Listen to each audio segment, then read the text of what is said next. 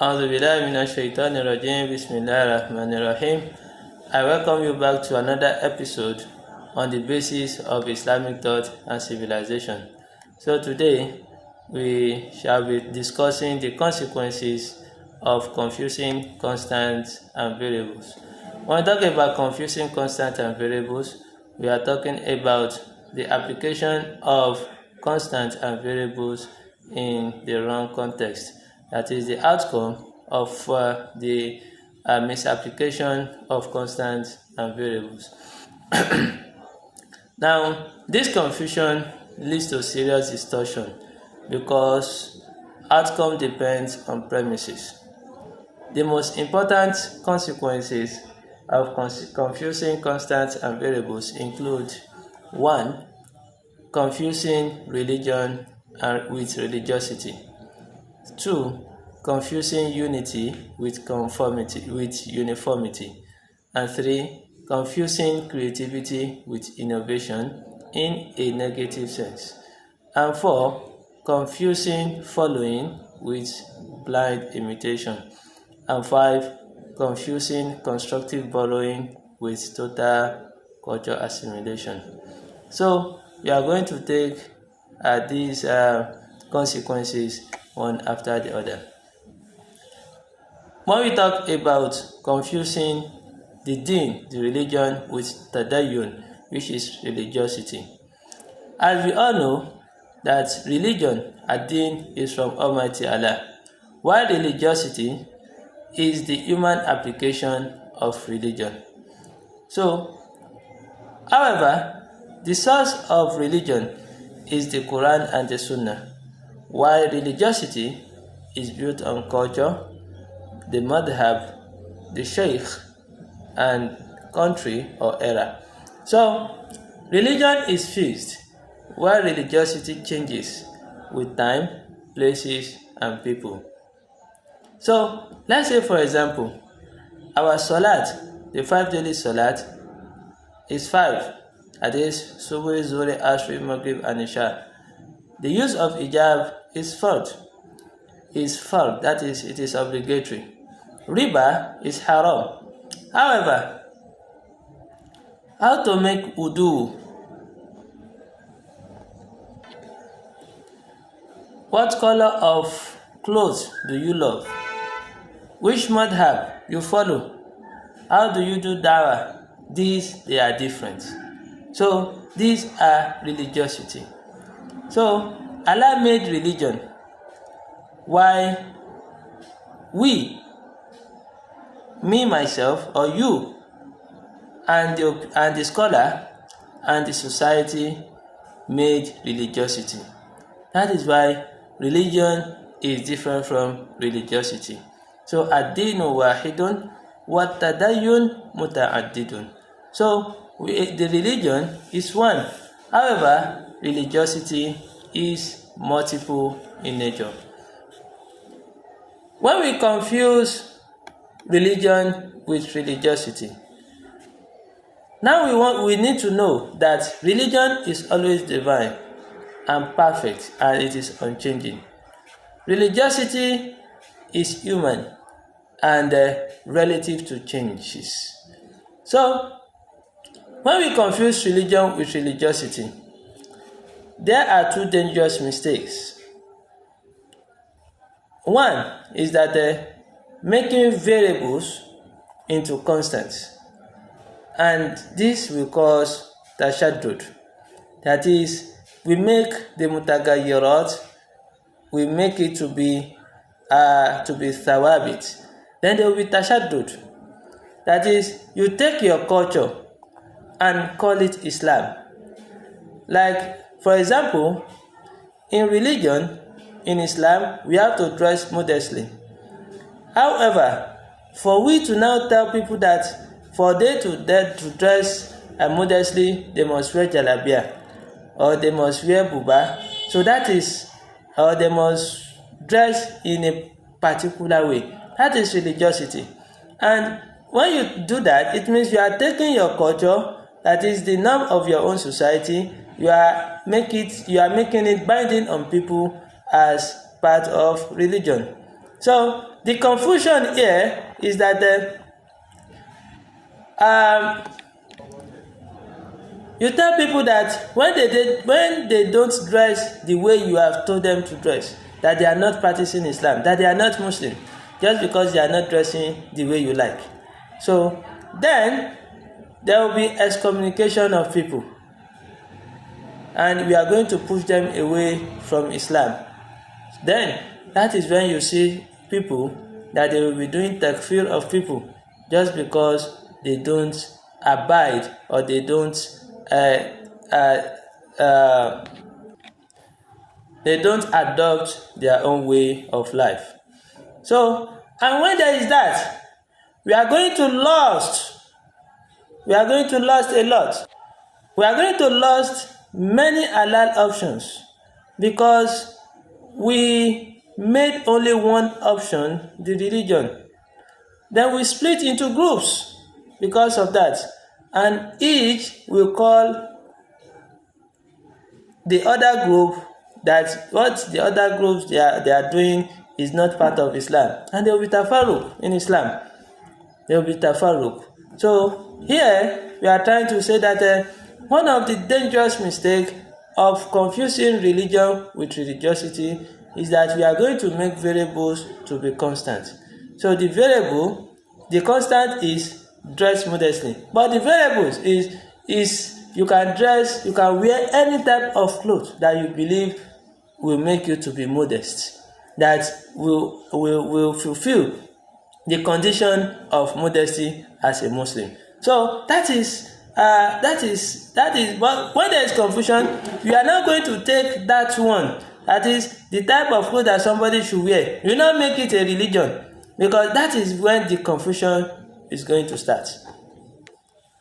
And the second dangerous outcome of confusing religion with religiosity is that we are going to make the constant into variable.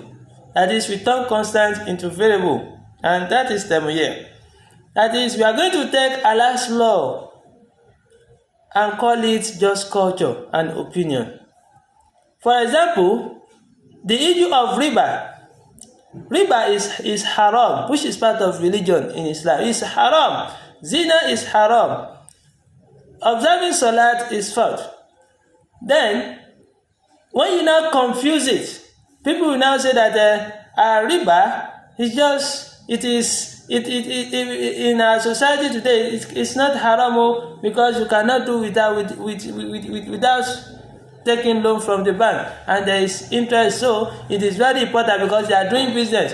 Then people will start confusing what is constant, that is in Islam, that they will turn it into what? Into variables. So that is one of the consequences of confusing religion with religiosity. So people will now say, in our own time now, riba is necessary. Zina is love. They see zina as love. So then some people will come and say, salat is optional. That when you are at work, you don't necessarily observe salat. Then there will be confusion. The confusion there is that that way people will be saying that was their own time. Salat is obligatory, but in our own time it's not obligatory. During the time of Prophet, riba is haram. During our own time, it's not haram. So even the issue of hijab that some people they say hijab is what? Is culture and not part of religion. You can see. So that is why when we confuse religion with religiosity, we have two problems. The first one is that we are going to turn variable into constant. The second one is that we turn constant into what? Into variables. So when this happens, the result is that the religion, Islam, it melts. Then we lose the thing completely. We lose it completely. Then both lead to the same end. That is, it leads to a weak ummah. That is, when we confuse, when we turn constant into variable and variables into constant, then the ummah will become weak. So we have one group, they will be fighting another.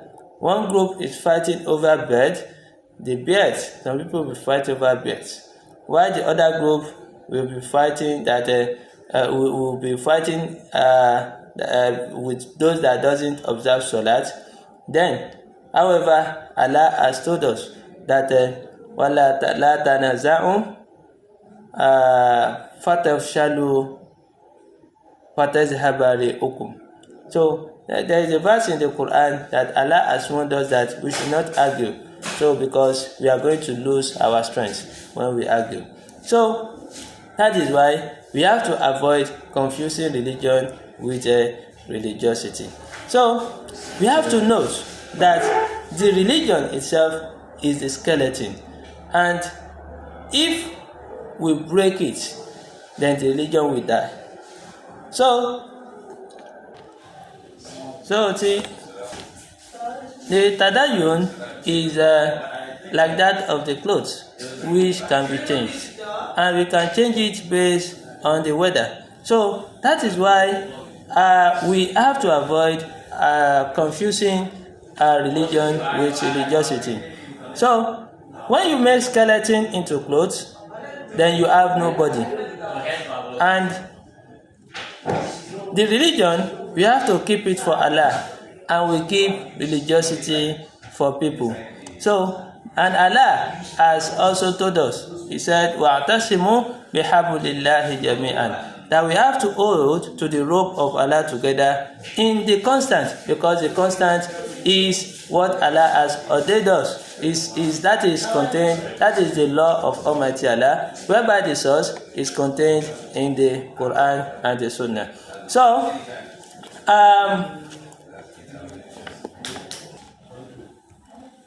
in the variables, we can work in 1,000 different parts in the variables.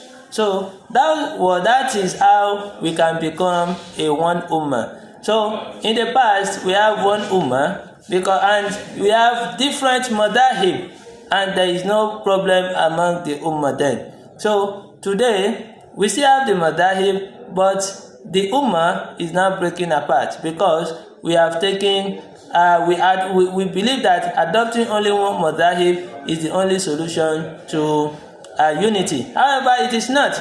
So we have to accept ourselves based on our diversity. So if somebody adopts the madhab of Maliki, and you adopt the madhab of Shafi'i, so the madahib, they only differ in the variables, they don't differ in the constant. So we have to avoid confusing religion with religiosity. So the second consequence of confusing constant with variable is that they're confusing unity and uniformity. When we talk about unity means one body, many parts. That is, we are human, we have only one body, and we have different parts of the body. We have the hand, we have the nose, we have the mouth, we have the ear. That is what we mean by unity. So, while unity means one body, one part, so uniformity means one body, one part copied into multiple places. That is, when there is a single body, like the body like this, and instead of having nose, eyes like this, all these, they are multiple parts. Then they now copied the hand to be here, the hand to be here, the hand to be here. So we have only one body, but as the same, we have only one part, and the only one part is now copied into multiple places.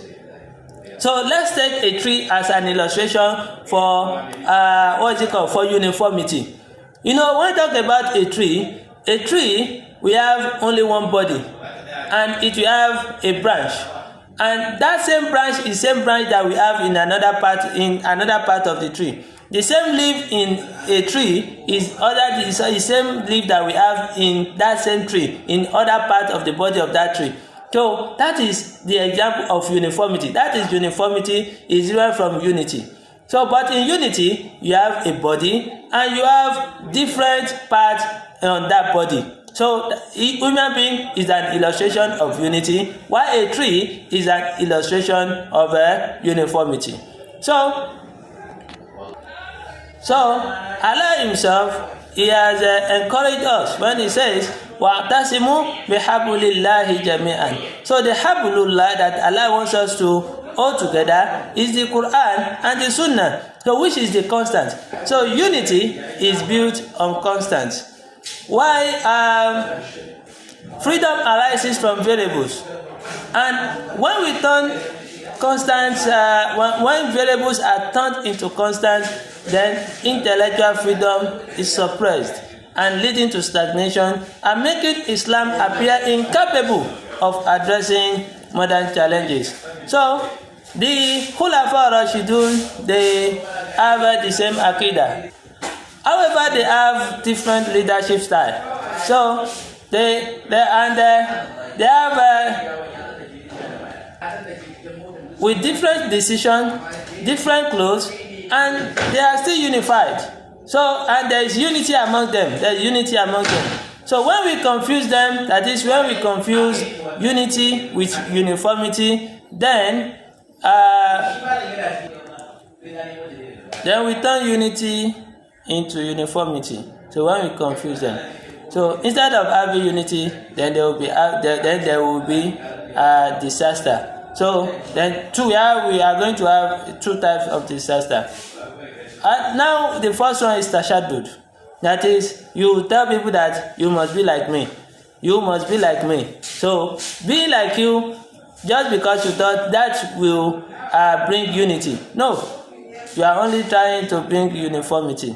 And so is that then when you tell people that to be united, we must all follow my sheikh. So you want people to follow your sheikh just because you want to unite with them. So, or they must follow your madhab, or they must be from your country. So when we do that, then we split into sects, because not everyone can be a copy of you. So that is why Allah has made us different. وَجَعَلْنَاكُمْ شُعُوبًا وَقَبَائِلَ لِتَعَارَفُوا. So that is the first consequence of confusing unity with uniformity. And the second disaster is that it will lead to temiyah. That is, everyone is going to melt to be one. That is, everybody is going to come together to be one. However, when they come together to be one, that is, they are saying that for we to be united, we have to drop all our differences. That is, let us pray together and let us keep what divides us, such as hijab, such as riba. So let's make a new religion that everyone likes. So then there will be problem, because we are going to deviate totally from the constants, from the religion of Allah, when we decide to, because we want unity, you now decide that we should leave our difference and let's come together. Let us melt together. Let us just accept one another. So we have to see each other as the same. However, we have to overlook our differences. So you don't need to tell people that they must drop what they are doing, their own difference. So just because they want you and them want to unite together. So no. So everybody can continue doing whatever he likes, that he feels that is the most accurate based on his own understanding, or based on the evidence he is confused that okay, the evidence I am given on this issue, I am confused, I am convinced that this is the right thing, and the one you see that is the best, you are convinced, then you follow it. So you don't have to tell them that they have to drop all those things, and you have to take those things that are the same, salat, zakat. Let them also do whatever they feel they understand. So, but if you are trying to avoid that, that you must do the same thing, then they will tell me, hey, everybody is going to melt together, and there will be stagnation in the religion. So, for we to achieve unity, we have three true pillars of unity. The first one is Tawhidul Aqidah, that is unity of Aqidah, our belief. The second one is Tawhidul Hadaf, that is unity in our goal. That is, what is our goal? Our goal is to please Allah and to make the Ummah strong. And the third one is Tawhidul Wila, that is our loyalty. It must be one. That is unity. That is our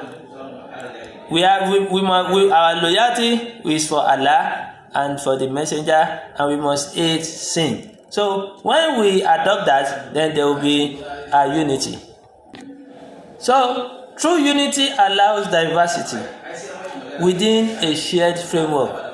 Enforcing uniformity eliminates creativity and weakens the Ummah. So we are going to move to the third consequence of confusing unity, of confusing constant with variables. Now, the third one is confusing creativity and blameworthy innovation. So, creativity is al-ibda, while blameworthy innovation is al-bida. Now, when we confuse this, then there will be problem. This is what kills progress and kills the deen at the same time. So when we confuse them, we get a sick group. Everything new will become bid'ah. When everything that is new will become bid'ah, and every new progress, then that is everything new, they see it as what? As progress. That is when we confuse between creativity and blameworthy innovation. So some people, they will see anything that is new, they see it as blameworthy innovation, as bid'ah. And some people, they will see everything that is new, they will see it as what? As progress. That is, they will see anything that is new, even if it is bid'ah, they will see it as what? As creativity. So that is when we confuse both. Now, when we talk about creativity deals with worldly affairs, and the rule indicates that everything is halal unless proven haram.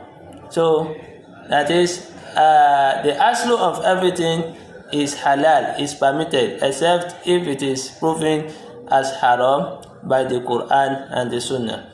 And it must answer the question, and it must answer this question positively. What is the question? Does it help people with the goal of making life easier? So if the answer is yes, then nothing makes it to be haram, to be impermissible. So such as the use of phone, it makes our life to be easier. So it makes communication to be good. Such as car, it makes transportation to be easier. So hospital and others. So these are creativity. So however, when we talk about blameworthy innovation, this is centered around religion. That is, when we talk about religion, everything is haram in religion unless proven from Allah and Sunnah that it is permissible. So we don't do anything, you don't add anything to religion except Allah approved it, that this is permissible in the religion. And it must answer the question that did Allah or the Prophet command it. So if it answers the question with yes, that Allah or the Prophet commands it, then it becomes permissible. And with the goal of getting what? Closer to Almighty Allah. So creativity in worldly affairs, in worldly life, is also categorized as worship. Yes, it's also categorized as worship, which it depends on how we do it.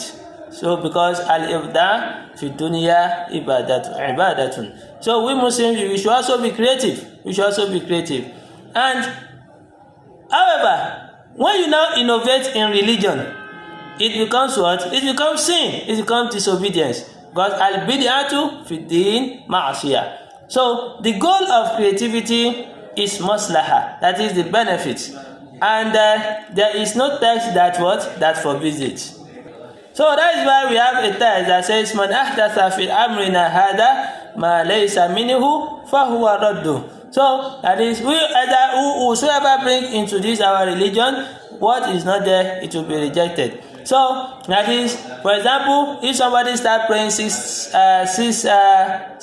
daily salat, that is now 6 instead of 5, then it is rejected. So when somebody makes Maulid into religious Eid with special worship, then it becomes what? It becomes rejected. When you are saying Ya Muhammad, when you are in sujood, so as azkar, as dhikr, so it becomes what? Rejected. When you invent new type of zakat, it becomes what? It becomes rejected. So all bid'ah, so all these are bid'ah, because worship must what? Must have evidence in the Quran and the Sunnah. So when we confuse it, it leads to what? To calling creativity bid'ah. So, and there will be tajmidul ummah, so that there will be stagnation in the Muslim community. So when you confuse it, when you confuse creativity with innovation, like the use of microphone in mosques, some people they will say, it is bid'ah, it is bid'ah. Online Quran class, they will say it's bid'ah. So, and that is creativity and not bid'ah. So using PowerPoint to do khutbah, some people they say it's bid'ah. It is creativity and not bid'ah. So when we confuse creativity with blameworthy innovation, then when we confuse ibda with bid'ah, then the result is that we throw away all tools, and the kuffar will be using it. So we throw away AI, we throw away rocket, we throw away medicine, and we say the Sahaba did not do it. So we lose the dunya, and we cannot do da'wah the way we want it. So, and when we do that, we are not protecting the religion. We are only what? We are only burying the religion. So, and the second consequence, the second dangerous part of confusing creativity with blameworthy innovation is that we call, what is it called? We call bid'ah creativity. Then there will be tadmiruddin. So that when somebody tell us that let us make Friday prayer, that is Juma Salat, let us make it 3 minutes so that people will come, or let's add dancing to dhikr and make it so that people make people feel Allah. So all those, they are what? They are not creativity. They are what? They are bid'ah, because they are adding something into what? Into the religion. The religion has the way have given us a prescribed method that we should use. But when you are now adding something, that you should add dancing to dhikr, which is ibadah, part of religion, you are now adding dancing to it so that people will feel Allah. So you want to feel Allah through dancing. So let us make a new Eid for a Hijab day. So when we do that, slowly we debate the religion, and Allah gave us so we replace the religion Allah gave us and replace it with what? With our own feelings. So, however, we as Muslims, we have to know that we must avoid confusing creativity and blameworthy innovation, because we have to be in this life like a bee. A bee will fly everywhere and take benefits. So, kun fi dunya ka nakhlatin. So, and in the deen, we have to be like a jund, and within kun jundiyun, so we should be like a soldier, so that follows others exactly. So we should follow others exactly the way Allah wants us to follow it. So Allah gave us a perfect deen, then He gave us a word that is imperfect, so we can improve on it. So that is why there is room for creativity in the affairs, in our worldly affairs.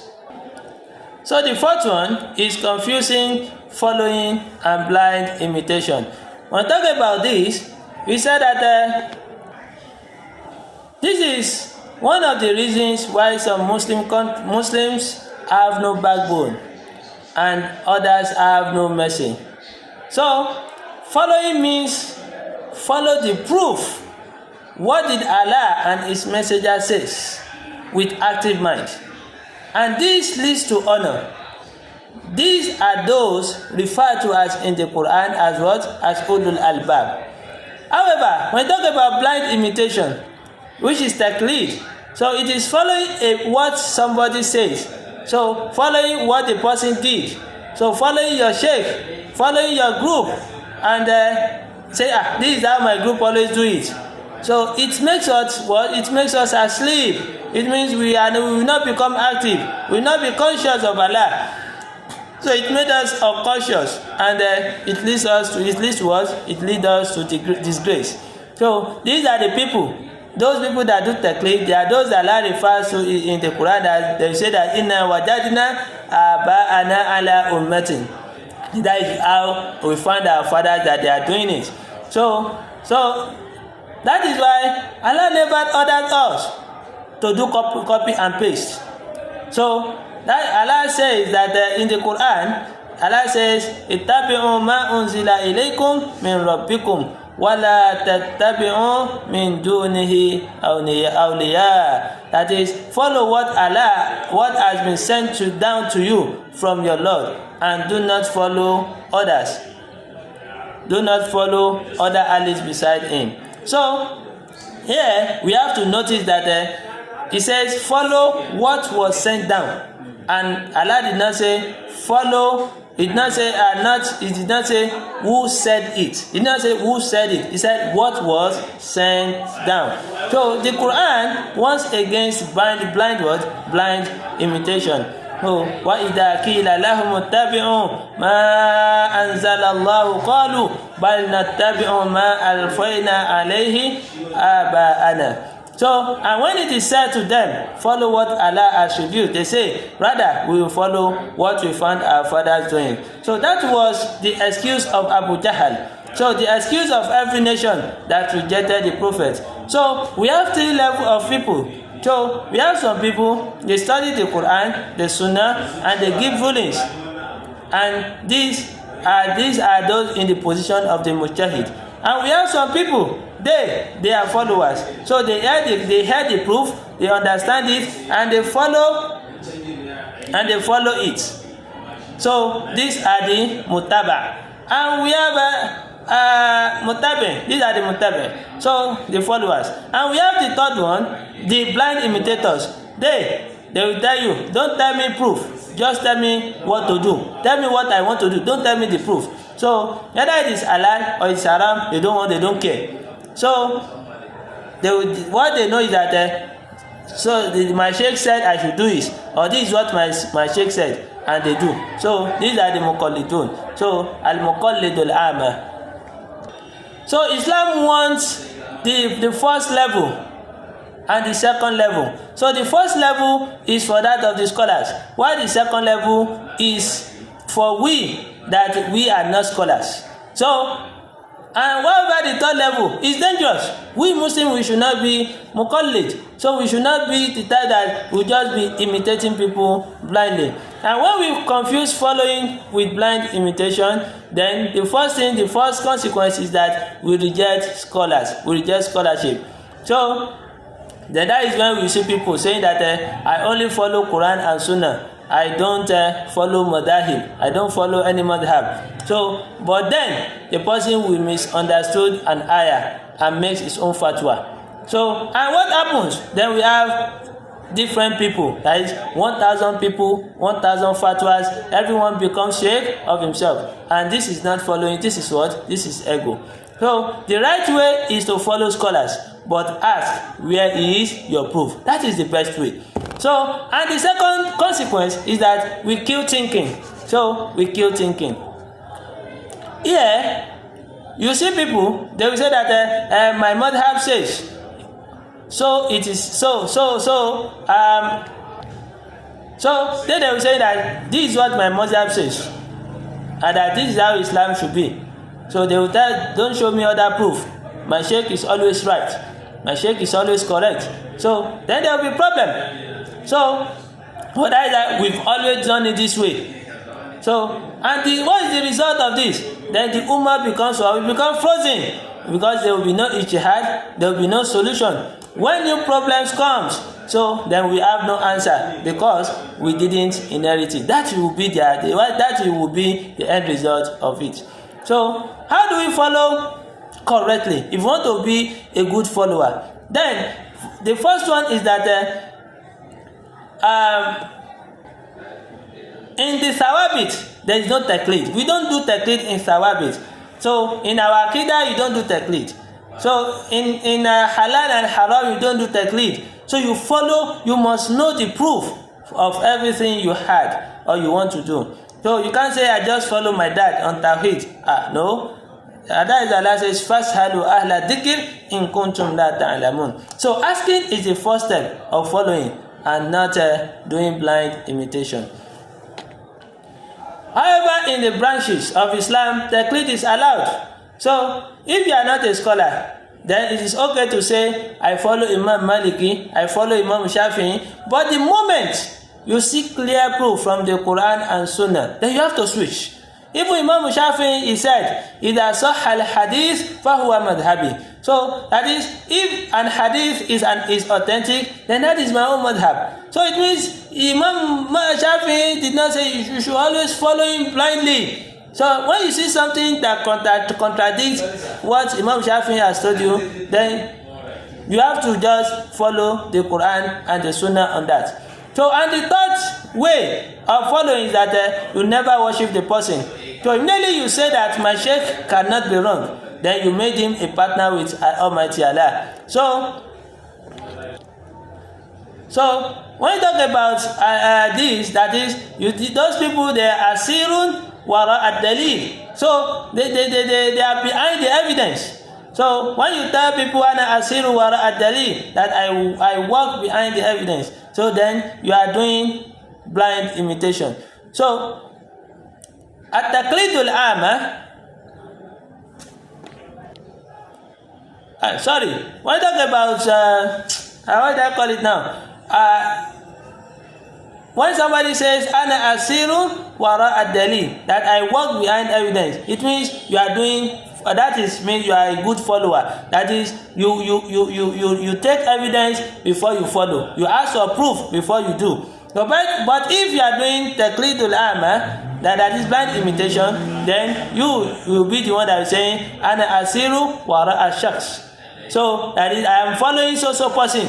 So even if the person falls into pit, you also follow. You follow the person into that pit. So, however, we have to note that Allah has gave us wahy, which is the Quran and the Sunnah, and He also gave us the akil. And we have to use the akil to understand what? To understand the wahy. So, you don't have to rent out your brain. Don't rent your brain to someone else. Be a follower of truth and not a fan of a person. So that is the third one. And the last one, which is the fifth one, is the confusing constructive borrowing with total cultural assimilation. So here we said this is the difference between taking tools and losing your identity. When we talk about constructive borrowing, it is taking the tool and keeping the soul. So how can you ask, how can this serve Islam? How can this make me to remain a Muslim? Whereby you use an Islamic filter. So, and the result, it will result in strength and what? And civilization. But when you talk about total assimilation, that is, this is taking the tool and the soul. That is, you'll be like, how can I become like this person? How can I become like this? How can I be this? So that is, you are taking the tool and you are also taking what? The soul. And you are not using Islamic filter to filter it. What it will happen, it will lead to what? Destruction, and you are going to lose. So, let's say for example, it's like when you buy a car. And when you bought the car, you put Bismillah on it, you take the car to mosque, you take it to Eid, you use it in dawah, then it means you are doing what? Constructive what? Imitation. Constructive borrowing. You are doing constructive borrowing. So, however, when you now bought a car, you bought a, or let me say you bought a German car, then you become a German, then you start drinking beer like a German, you go to club like a German, then you call it progress, but you are not calling, it's not progress. You are destroying yourself. So when you look at the golden age of Islam, you can see that they do constructive borrowing. So during that period, we took the Greek medicine, then we threw out the pagan part. So then we have Ibn Sina. He wrote his own book Al-Qanun, which was used then for a long period of time. So we took the India's numbers, then we added 0, then we brought algebra like that of Al-Khawarizmi. And he made mathematics to explode. So then we took the Persian government, we removed the Zoroastrian rituals. Then we built our own Diwan, we built the police, so just for justice. So we took the Chinese paper, then we use it for what? We use it to print the Quran and the sciences. So then we use it for the house of the Baitul Hikmah. So that is, then we took, what is it called? We took hardware and we installed the Islamic software. So when we confuse constructive borrowing with cultural assimilation, then it's like banning hijab in our society in the name of what? In the name of civilization. Allowing alcohol in the name of civilization. Then we lose our language, we lose our name, we lose our value, we lose our family, and this is not progress. This is what? This is extinction. So Allah has warned us when He said, وَلَا تَرْكَنُوا إِلَى الَّذِينَ ظَلَمُوا فَتَمَسَّكُمُ النَّارِ. So another thing is that then we start calling borrowing haram when we confuse between borrowing and complete imitation. So we start calling borrowing haram, like hospital, universities, phone, plane, internet. Then we start calling it haram. Then we complain that we are weak.